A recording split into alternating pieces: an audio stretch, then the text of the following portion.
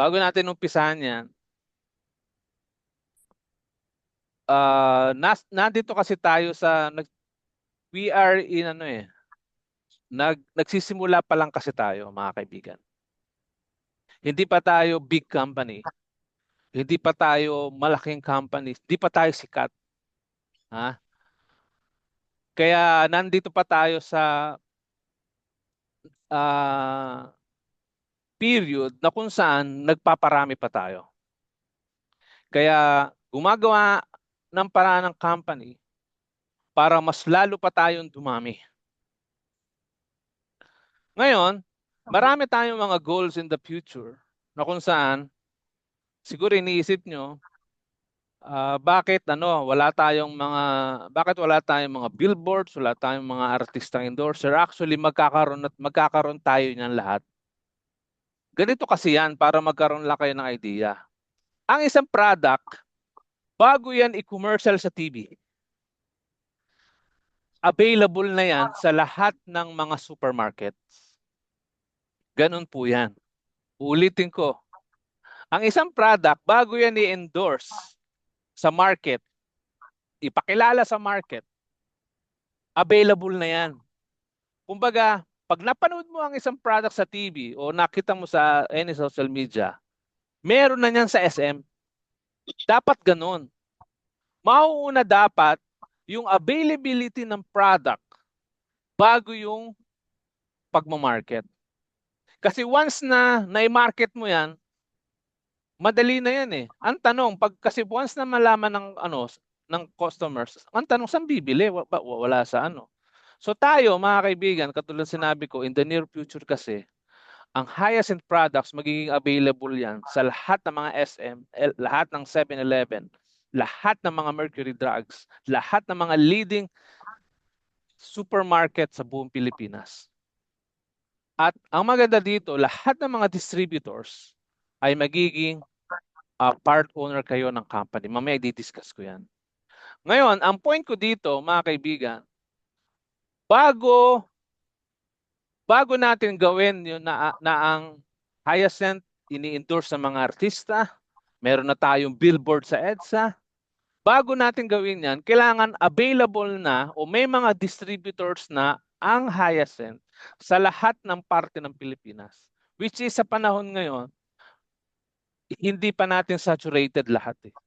So yun mga kaibigan.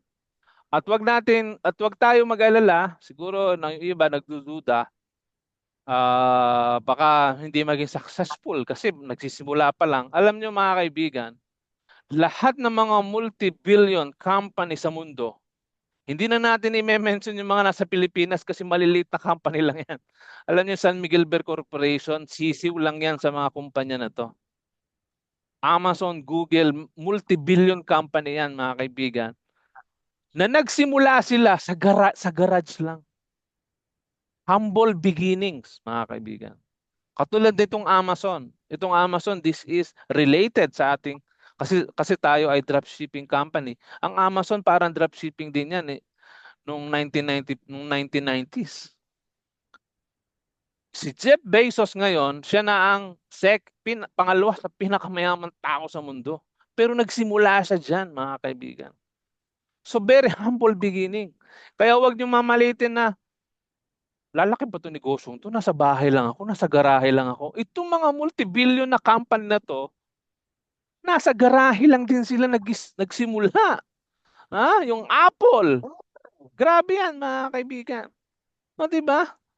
Kaya, katulad ng Hyacinth, we started small. Ito kasi yung mga inspirasyon natin eh.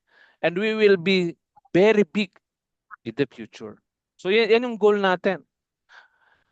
Na maging brand ng Pilipinas ang Hyacinth. Na isang araw, ang Hyacinth soap o ang mga variants ng mga Hyacinth soap ang magiging pambansang sabon ng Pilipinas. Na bawat household sa Pilipinas, yan ang bibilin. Kasi ang pagkakaiba ng Hyacinth soap, lalo na yung ating glass skin soap, very special yan.